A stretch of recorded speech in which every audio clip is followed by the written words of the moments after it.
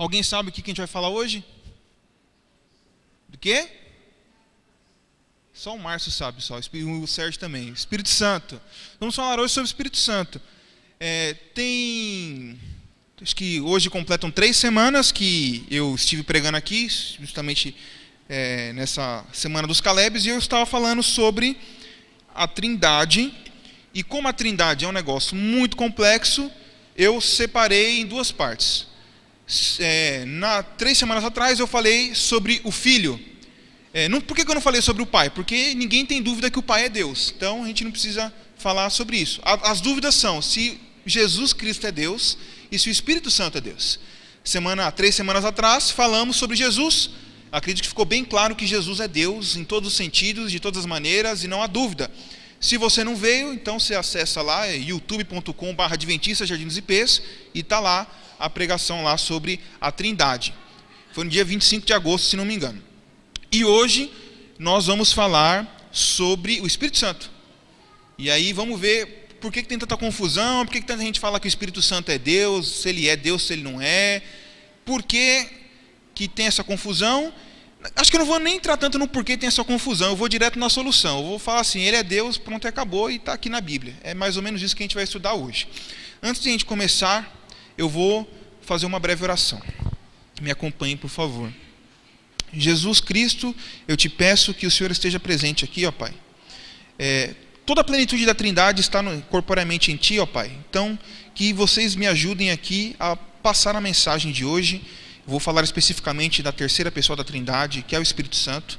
Que Ele mesmo me capacite, que eu possa ter habilidade para falar, ó Deus. Que eu possa ter eloquência, didática e todos os dons, ó Pai, que naturalmente eu não vou ter, ó Deus. Porque eu sou imperfeito, eu sou pecador, eu sou pó, Pai. Quebra todo o meu orgulho, ó Deus, e que eu consiga passar essa mensagem. E que através de mim e apesar de mim, nós consigamos aqui ter compreensão completa do tema que vai ser analisado hoje, ó Pai. Eu te peço isso em nome de Jesus. Amém. Por que é tão difícil falar sobre a Trindade? Porque quando a gente está falando de Trindade, a gente está falando de Deus. E não dá para entender Deus. Não dá para você explicar a Trindade perfeitamente. Assim, como que é 3 em 1? Não dá para... Não é lógico, não faz sentido. Aí, pessoal, às vezes a gente tenta, para tornar mais didático, a gente começa a dar uns exemplos. É como se fosse a água. A água ela é água, mas ela tem 3 estados. Líquido, sólido e gasoso. Mas todos os 3 são água. Né? A gente começa a dar alguns exemplos assim, para tentar chegar a aproximar, mas nunca vai ser perfeito. Por quê? Explicar a Trindade é explicar Deus. E você não explica Deus. Porque se eu compreender Deus, eu estou acima dele. E eu nunca vou conseguir explicar a Deus. Ah, mas tem que explicar. Não dá. Ah, se você não consegue explicar, então é porque é mentira. Então vamos lá. Partindo desse pressuposto, que dá para explicar tudo. Então, quem aqui acredita que Moisés abriu o Mar Vermelho com o poder de Deus? Levanta sua mão direita. Eita, bastante gente, né? Agora, quem me explica como que ele fez isso? Poder de Deus. Ai, tá bom. Como? Não dá para explicar. Como que uma mulher virgem, uma mulher que nunca teve relação com nenhum homem, tem um filho?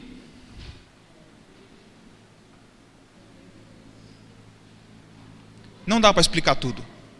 Como a gente gosta de citar bastante, Deuteronômio 29, 29. O que foi revelado para nós, para nossos filhos, é para a gente entender. O que não foi revelado, não tem o que fazer. Então, o que eu vou fazer aqui hoje? Eu não vou explicar a Trindade porque eu não vou poder. É mentira isso. Eu falar, vou explicar para você a Trindade, não dá. Mas o que a Bíblia deixou revelado para mim, eu consigo explicar um pouco. E a Bíblia me deixou revelado que o Espírito Santo é uma pessoa e é Deus. E é o que a gente vai ver hoje. Algumas pessoas dizem que o Espírito Santo, ele é assim, parte de Deus, uma emanação de Deus, ou até mesmo de Jesus Cristo, que ele não é uma pessoa individual. Emanação é como se fosse assim, imagina que eu tacasse uma pedra num lago, aí sairiam várias ondinhas, né? É como se fosse, o Espírito Santo fosse uma emanação de Deus. Então, é um resultado de uma força de Deus. Mas não é isso, por quê? Porque nós vamos ver aqui na Bíblia. Abram a Bíblia de vocês em João, capítulo 14. Capítulo 14 de João, versículo 26. 14 e 26.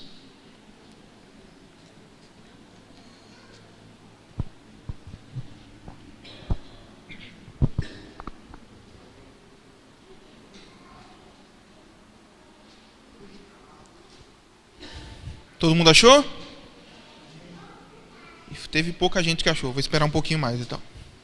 Evangelho de João, capítulo 14, versículo 26, diz o seguinte: mas o Consolador, o Espírito Santo, a quem o Pai enviará em meu nome, esse vos ensinará todas as coisas e vos fará lembrar de tudo que vos tenho dito. Se o Espírito Santo é uma emanação de Deus, é parte de Deus ou de Jesus Cristo, aqui já fica meio confuso isso, porque o verso diz o seguinte, que o Consolador, o Espírito Santo, a quem o Pai enviará. Então, se Deus vai enviar, não é Ele? Concorda comigo? Porque ele fala assim, ele podia falar assim, que Deus virá como Consolador. Não, diz que Deus vai enviar. E diz em meu nome. Então, está enviando no nome de Cristo. Então não é Cristo também. Fala assim, mas esse negócio de enviar no nome de Cristo, quem garante que não é Ele, de uma forma diferente? Ok, já que você está em João 14, 26, 15, 26 agora. Diz assim, quando porém vier o Consolador, que eu vos enviarei da parte do Pai. E agora, quem que está enviando o Espírito Santo? É Jesus ou é Deus? Porque no 14, 26 diz assim, o Pai enviará o Espírito Santo em meu nome. Agora o 15, 26 diz, eu enviarei da parte do Pai. Quem enviou quem? A Trindade, está todo mundo junto ali. Então, apesar de serem pessoas distintas, eles são um só Deus, eles são um único Deus. E eles não são a mesma pessoa. Por quê? Aqui no 14, 26 e 15, 26, separa muito bem que tem um Pai, um Filho e um Espírito Santo. E eles são individuais. Eles não são a mesma coisa, apesar de serem. É difícil, né? Mas, vamos lá. Outra coisa, para mostrar que ele é uma pessoa única, pessoal, não é parte de Jesus Cristo nem de Deus, o Espírito Santo. Volta um pouquinho para Mateus agora, no capítulo 3. Mateus capítulo 3, versículo 16. Batismo de Jesus. Diz assim, batizado Jesus, saiu logo da água. E eis que lhe se abriram os céus, e viu o Espírito de Deus descendo como pomba, vindo sobre ele. Eis uma voz dos céus que dizia, este é o meu Filho amado, a quem me comprazo. Mais uma vez, a Trindade separadinha. Jesus Cristo sendo batizado aqui na terra, o Espírito de Deus, que é o Espírito Santo, vindo em forma de pomba, e Deus dizendo, esse é o meu Filho amado. 3 pessoas distintas, cada um fazendo a sua função. Mais um texto, para a gente finalizar essa parte, que esse é o mais conhecido de todos. Você está em Mateus, no capítulo 3, vai para Mateus 28. Mateus, no capítulo 28, versículo 19, a grande comissão.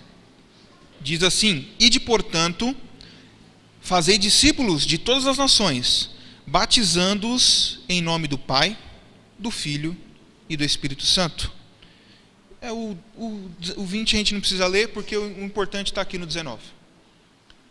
Em nome do Pai, do Filho e do Espírito Santo. 3 pessoas separadinhas, individuais, diferentes. Interessante isso, né? Então, o Espírito Santo, ele não é parte do Pai, uma emanação do Pai, ele não é nada disso. O Espírito Santo é uma pessoa individual. Ok. Visto que conseguimos aqui tirar esse mito que o Espírito Santo não é parte de Deus, ou qualquer coisa do tipo, vamos provar que ele é uma pessoa, que ele pode falar assim, tudo bem, o Espírito Santo, ele não faz parte de Deus nem de Jesus Cristo, mas ele não é uma pessoa. O Espírito Santo é uma força, o Espírito Santo é, é uma pomba, o Espírito Santo é um vento. Realmente, ele é descrito como pomba, como vento, como línguas de fogo, ele é descrito como muitas coisas desse tipo. Mas ele é uma pessoa. Podemos dizer, por exemplo, fala assim, no Antigo Testamento, Deus é muito comparado a uma rocha, Monte Sião, que não se abalam. O Senhor é rocha nossa, sabe? Fortaleza. É uma analogia para Deus. Jesus é o pão da vida, né? Jesus fala assim: eu sou o caminho, a verdade e a vida. Eu sou a porta das ovelhas, né? Então, se para o Pai e para o Filho existem analogias e eu consigo entender que eles são pessoas, por que não para o Espírito Santo também? Ele não pode ser comparado a uma pomba, a um vento, a um espírito. Por exemplo, vamos aqui a João 14, João capítulo 3, para a gente entender um pouquinho melhor isso. João capítulo 3, versículo 8. Por que o Espírito Santo é comparado com o vento? Diz assim, o vento sopra onde quer, ouves a sua voz, mas não sabes de onde vem, nem para onde vai. Assim é todo que é nascido do Espírito. Isso aqui diz muito sobre a natureza do Espírito Santo. Por que ele é comparado com o vento? Porque ele age, você não vê o Espírito Santo, mas você o sente. Você não vê o vento, mas você o sente. Você não controla o vento. Ele vai para onde ele quer, ele age como ele quer. Assim é o Espírito Santo. Ele faz aquilo que ele veio com um propósito para fazer. Ele age como quer, ele vai para onde quer. Por isso, essa analogia. Lembra, isso é muito confuso porque o Espírito pneuma, em grego. E isso quer dizer o quê? É vento. É isso. Só que, por isso que até a gente tem umas palavras aí em português, até que pneu, porque tem ar dentro. Pneumático são coisas que são movidas através dessa força né? Então, o Espírito aqui, pneuma, é a expressão que aqui o Novo Testamento está usando para falar do Espírito Santo. É só isso. A gente já leu, mas vamos ler de novo. João, a gente ainda está em João, vamos para o capítulo 16, versículo 13.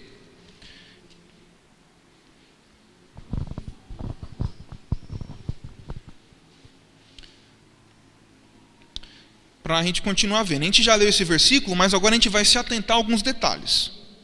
Capítulo 16, versículo 13 de João diz o seguinte: quando vier, porém, o Espírito da verdade, ele vos guiará a toda a verdade, porque não falará por si mesmo, mas dirá tudo o que tiver ouvido e vos anunciará as coisas que hão de vir. Aí eu te pergunto, irmãos, como que um vento, uma força, uma emanação ouve? Já viu vento com orelha? Eu não. Como que ele guia? Não pode ser um vento, uma força. Tem que ser algo pessoal. Vamos continuar vendo agora, vamos para Atos no capítulo 13. Avança um pouquinho na sua Bíblia, para o livro de Atos no capítulo 13, versículo 2. E servindo eles ao Senhor e jejuando, disse o Espírito Santo: separai-me agora Barnabé e Saulo para a obra que eu vos tenho chamado. Então o Espírito Santo disse, então ele falou. Então se um vento não tem orelha, ele também não tem boca, né? E ele pediu assim, me separa. Separa para quem? Para mim, Espírito Santo. Separa para mim, Saulo e Barnabé, eu tenho uma obra para eles. Isso denota de alguém que raciocinou. Quer dizer, eu não diria raciocinou, a gente está falando de Deus, né? A gente está pensando como mente humana, mas alguém pessoal, né? Alguém que pensou nisso, que pediu isso. Não pode ser um vento, não pode ser uma força. Esse aqui que a gente vai ler agora, Efésios no capítulo 4, esse aqui é um dos mais fortes para mostrar que o Espírito Santo é realmente uma pessoa. Efésios capítulo 4. Eu estou lendo bastante textos, irmão, muitos textos, para provar que a Trindade é bíblica. Não é invenção da nossa cabeça, não é coisa do Espírito de profecia, que o pessoal fala que só pode provar no Espírito. Não, não é coisa do Espírito de profecia, apesar dele ser válido, é bíblico. É bíblico. Capítulo 4 de Efésios, versículo 30. diz assim: e não entristeçais o Espírito de Deus, no qual fostes selados para o dia da redenção. Agora me diz, é possível entristecer algo? Eu posso entristecer essa câmera? Eu posso entristecer esse púlpito? Eu posso entristecer o vento? Eu só posso entristecer uma pessoa. Algo que tem sentimentos. Então o Espírito Santo é uma pessoa. Você não pode entristecer coisas, mas pessoas. E para finalizar essa parte aí de mostrarmos na Bíblia que o Espírito Santo é uma pessoa, teríamos muitos outros versos, mas vamos se ater a esses aqui. Romanos no capítulo 8. Romanos capítulo 8, o versículo 26. Diz assim: também o Espírito semelhantemente nos assiste em nossa fraqueza, porque não sabemos orar como convém, mas o mesmo Espírito intercede por nós sobremaneira com gemidos inexprimíveis. O Espírito Santo intercede por você. Você não sabe orar? Ele ora por você. Ele digamos assim, o Espírito Santo é a tecla SAP, né? Ele traduz a sua oração imperfeita para Deus. Ele intercede por você, ele se preocupa por você. Isso são coisas que uma pessoa pode fazer. E a pessoa do Espírito Santo, que se importa com você, que tem um papel importante na nossa salvação. Ok, irmãos. Mas você sabe que é tipo videogame, né? Você só vai subindo de fase. Eu já mostrei que, porque assim, quando você mostra que o Espírito Santo não é parte de Deus, aí as pessoas falam assim, ele não é parte de Deus, mas não é uma pessoa. Aí quando você mostra que ele é uma pessoa, aí as pessoas falam assim, mas ele não é Deus. E vamos ver que o Espírito Santo não é parte do Pai nem do Filho, já vimos isso. Já vimos também que o Espírito Santo é uma pessoa e não uma força, e agora vamos mostrar que ele é Deus em todos os sentidos, assim como vimos que Jesus Cristo é Deus em todos os sentidos, 3 semanas atrás, hoje veremos que o Espírito Santo é Deus também. Como que a gente vê isso? Ezequiel, o 8, desculpa aí. Então, capítulo 8, versículo 1. No 6º ano do 6º mês, aos 5 dias do mês, estando eu sentado em minha casa, e os anciãos de Judá sentados diante de mim, sucedeu que ali a mão do Senhor caiu sobre mim. Então, Ezequiel estava sentado, nessa data que ele especificou aqui, e a mão do Senhor, Deus, né, veio, Deus Pai, no caso aqui, que era a noção que se tinha na época, caiu sobre ele. Aí o versículo 2 diz: olhei, e eis uma figura como fogo, desde os seus lombos, e daí para baixo era fogo, e dos seus lombos para cima, como resplendor de metal brilhante. Estendeu ela dali uma semelhança de mão, e me tomou pelos cachos da cabeça, e o Espírito me levantou. E quem levantou ele? Foi o Senhor ou foi o Espírito? Mas o versículo 1 fala Senhor. E agora? Quem levantou? É a mesma pessoa. O Senhor aqui é Deus. E o Espírito Santo é Deus. Mais um versinho para a gente ver que o Espírito Santo é Deus. 2 Coríntios capítulo 3. Vamos lá para o Novo Testamento agora. 2 Coríntios capítulo 3. O versículo 17. Ora, o Senhor é o Espírito. E onde está o Espírito do Senhor, ali há liberdade. Senhor, Espírito. Vamos continuar. Volta um pouquinho para Atos. Esse aqui é um dos mais poderosos para mostrar que o Espírito Santo é Deus. Atos capítulo 5, a história de Ananias e Safira. Capítulo 5 de Atos, versículo 3. Diz o seguinte: então disse Pedro: Ananias, por que encheu Satanás o teu coração para que mentisses ao Espírito Santo, reservando parte do campo? Ananias mentiu para quem? Segundo o versículo 3. Para quem, irmãos?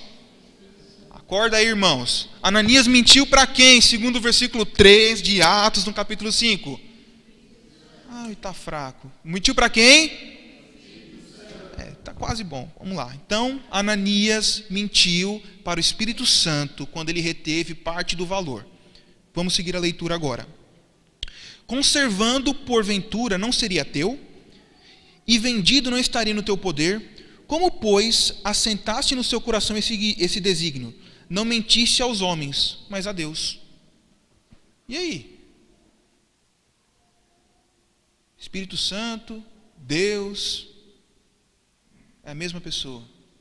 E agora, irmãos, esse aqui, para finalizar essa parte de provar que o Espírito Santo é Deus, vamos para Isaías, capítulo 6. Isaías, capítulo 6. Esse aqui é uma prova em 2 versos. Primeiro leremos o Isaías capítulo 6, depois leremos um versinho em Atos. Isaías capítulo 6, vamos ler a partir do versículo 1. No ano da morte do rei Uzias, eu vi o Senhor assentado sobre um alto e sublime trono, e as abas das suas vestes enchiam o templo. Serafins estavam por cima dele. Cada um tinha 6 asas. Com 2 cobria o rosto, com 2 cobria os pés, e com 2 voava. E clamavam uns para os outros, dizendo: Santo, Santo, Santo é o Senhor dos exércitos. Toda a terra está cheia da tua glória. As bases do limiar se moveram, a voz que clamava, e a casa se encheu de fumaça. Então disse eu: ai de mim, estou perdido, porque sou homem de lábios impuros. Habito no meio de um povo impuro, de impuros lábios, e os meus olhos viram o Rei, o Senhor dos exércitos. Então um dos serafins voou para mim, trazendo na mão uma brasa viva que tirara do altar com uma tenaz. Com a brasa tocou a minha boca e disse: eis que ela tocou os teus lábios, a tua iniquidade foi tirada e perdoado está o teu pecado. Depois disso ouvi a voz do Senhor que dizia: a quem enviarei e em quem há de ir por nós? Só uma pausa, não é esse o objetivo, mas está dizendo a quem há de ir por quem? Por nós. Mas não é o Senhor, Deus dos exércitos, o Rei Todo-Poderoso que está falando? Então deveria ser singular, não plural, né? Se é um único Deus, quem há de ir por mim, mas não, quem há de ir por nós. Trindade aqui. Mas o que eu quero é o que está mais à frente. Disse eu: eis-me aqui, envia-me a mim. Então disse ele: vai e dizes a este povo: ouvi, ouvi e não entendais, vede, vede e não percebais. Gravem esse verso: ouvi, ouvi, não entendais, vede, vede e não percebais. Agora, já que você gravou isso na mente, vamos para Atos, no capítulo 28. Capítulo 28 do livro de Atos dos Apóstolos diz o seguinte: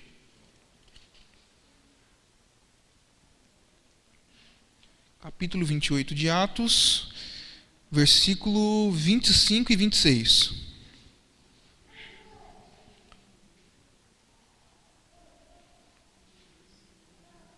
E havendo discordância entre eles, despediram-se,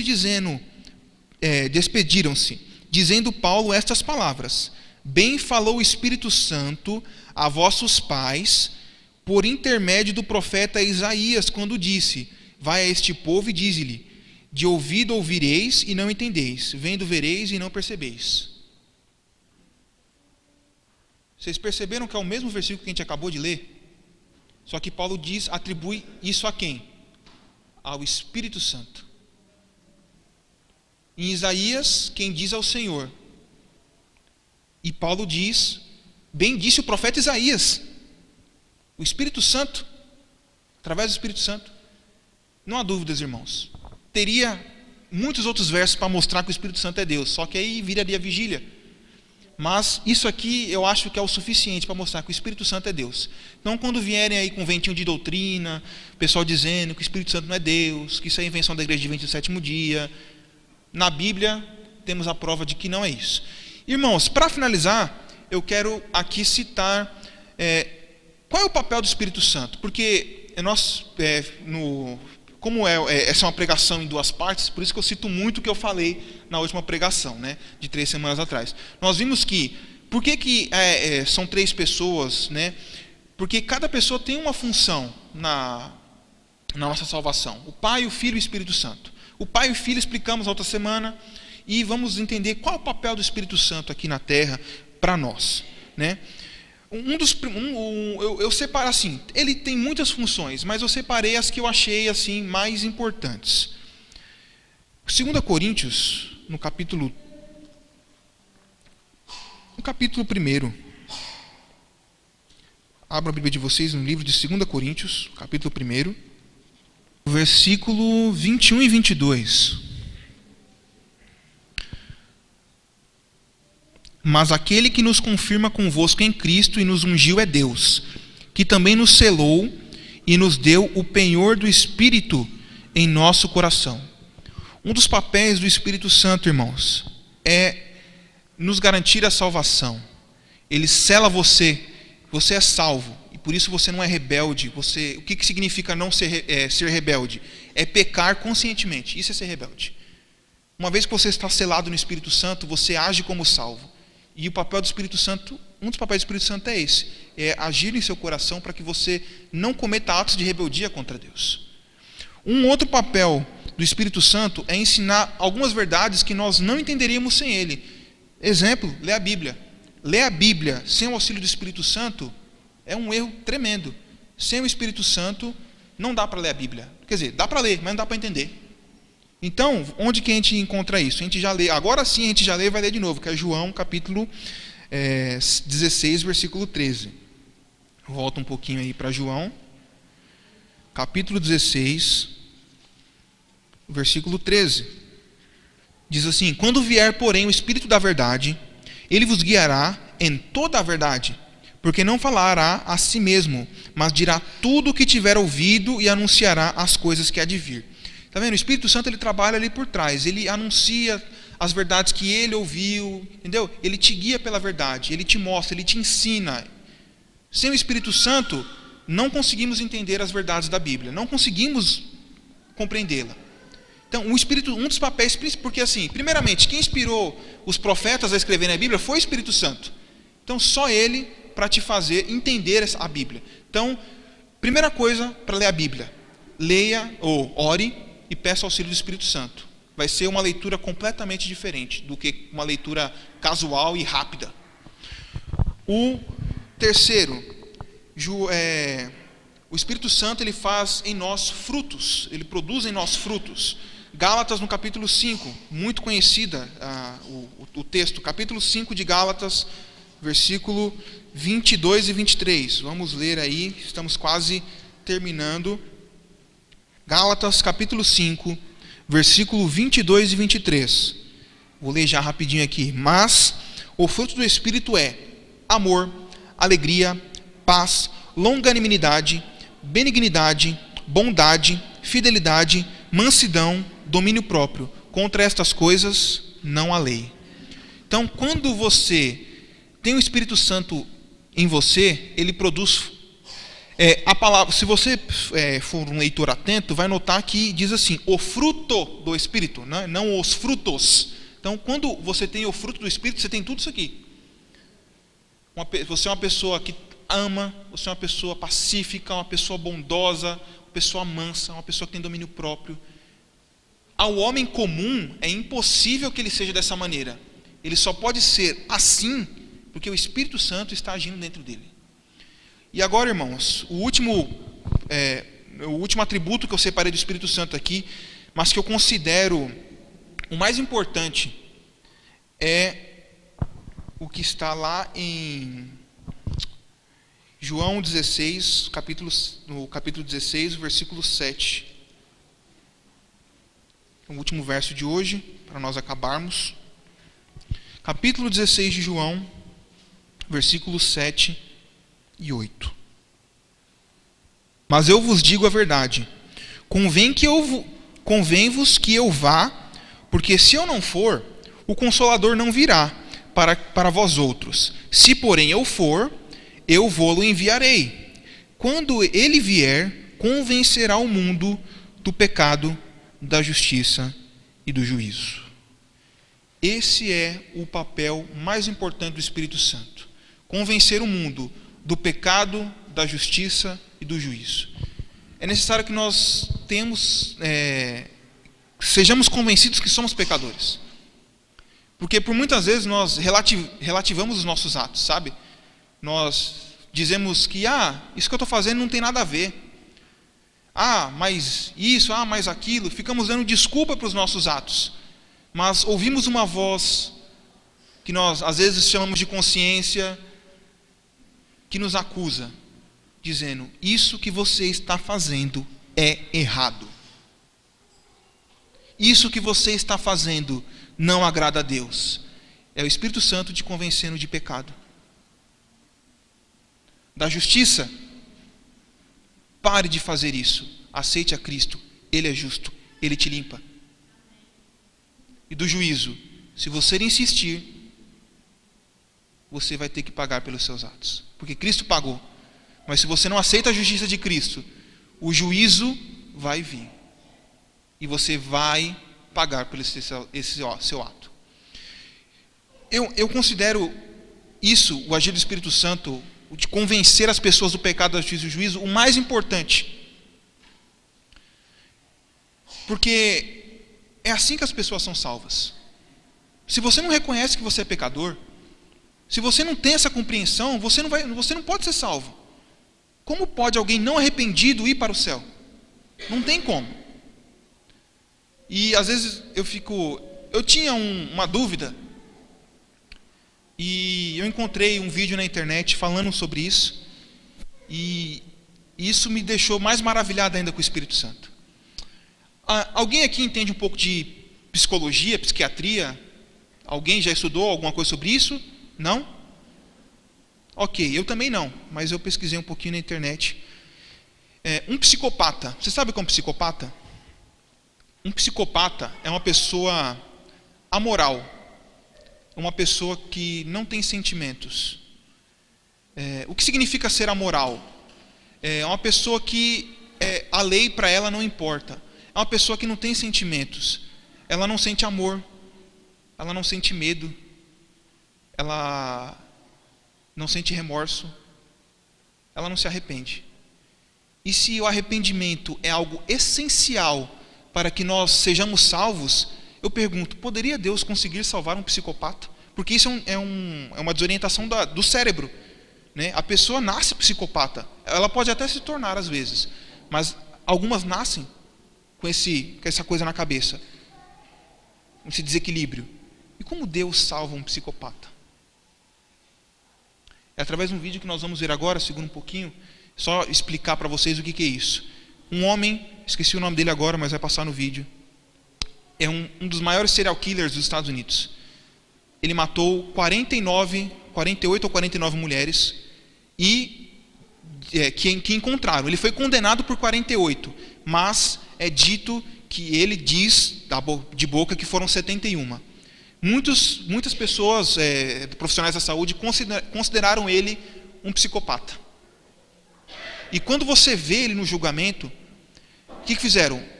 Ele, para não receber a pena de morte, ele confessou todos os crimes. Porque se ele não confessasse, ele já tinham provas que ele tinha cometido os crimes. Se ele não confessasse, ele ia ser morto. Mas ele confessou para poder pegar só a prisão perpétua. No dia do julgamento dele, levaram os familiares. E todos os familiares disseram o que quiseram para ele. E muitos gritaram, xingaram, espernearam, disseram: você é um demônio, você é um cachorro, você vai queimar no inferno. Só que não foi só isso. Por favor.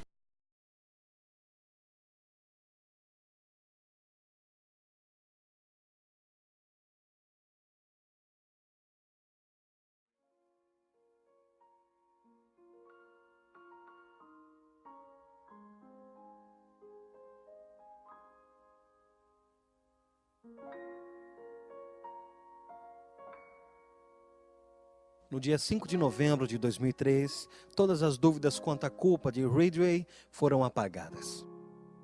Ele assumiu a culpa pelo assassinato de 48 mulheres. Ele concordou em cooperar com as investigações sobre suas vítimas e o local onde seus restos mortais poderiam ser encontrados. Fazendo assim, ele evitaria o julgamento e a possível pena de morte. Como você se declara diante da acusação de homicídio qualificado em primeiro grau, como descrito no processo 1, pela morte de Wendy Lee Caulfield?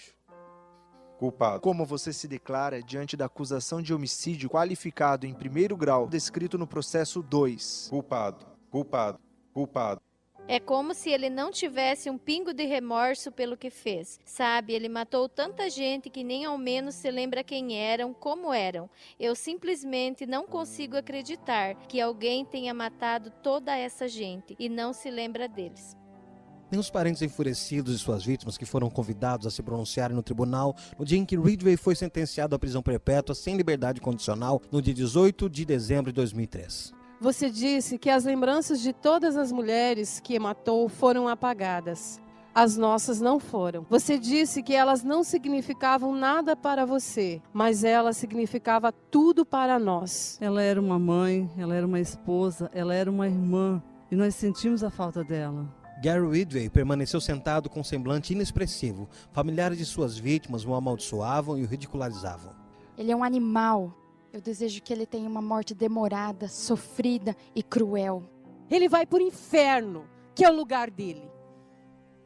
Mas o seu semblante enrijecido começou a se despedaçar, quando o pai de uma de suas vítimas apareceu, para surpreendê-lo com uma dose de bondade humana. Sr. Ridgway, há pessoas aqui que lhe odeiam. Eu não sou uma delas. Você dificultou para mim a prática daquilo que eu creio,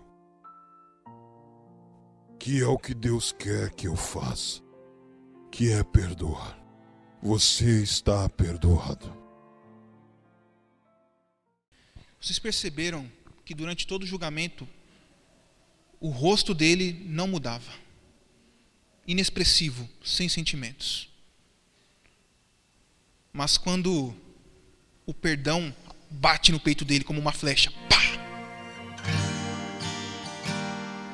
Alguém que não tem sentimentos, alguém amoral, psicopata, chora. Ele sentiu alguma coisa. Foi o Espírito Santo? Como eu posso dizer que o Espírito Santo não é Deus, se todos os dias, por amor, ele fala assim: filho, para de fazer isso que você está fazendo, volta para Deus, eu te amo. Isso me entristece, como diz Efésios 4:30, como diz Romanos 8:26, eu clamo por você com gemidos inexprimíveis, porque você não sabe orar. Eu te amo. Isso é Deus, é o poder de Deus. O Espírito Santo é Deus. E Ele clama por você dia e noite. Ele quer que você volte para Cristo. Ah, mas eu já sou batizado, eu já sou convertido. Todos os dias devemos nos render ao Espírito Santo, nos render a Jesus Cristo, a esse poder. Ele é tão poderoso que até uma pessoa que não tem sentimentos pode ser convertida. Quanto mais nós que conhecemos a verdade, que vemos aqui todos os cultos praticamente, ouvimos de Deus e muitas vezes continuamos errando, continuamos pecando. O que falta para a gente mudar de vida? Deus nunca vai desistir de você e é por isso que Ele fez um plano tão perfeito com o Filho para ser Deus conosco, Emanuel, aquele que se fez homem e habitou entre nós, se fez carne, aquele que foi tentado em todas as coisas, assim como eu e você somos tentados todos os dias, mas não caiu e não pecou e pagou o preço do meu pecado, tomou a chicotada que era minha, o prego que era meu. O Espírito Santo é o Deus em mim, que habita dentro de mim, que faz eu produzir frutos, como está em Gálatas, no capítulo 5, versículo 22 e 23, que me sela para a salvação, assim como está em 2 Coríntios, no capítulo 1. Esse é o meu Deus, que se separou em 3 pessoas, se separou não, assumiu 3 personalidades diferentes, 3 papéis diferentes, por um único propósito: salvar a minha vida.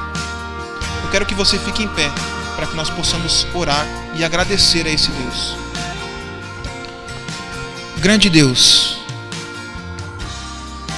Que palavras eu vou usar para agradecer por tudo que o Senhor tem feito por nós?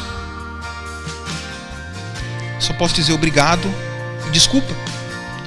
Desculpa se eu te magoo, se eu te rejeito, se eu faço o que não é certo.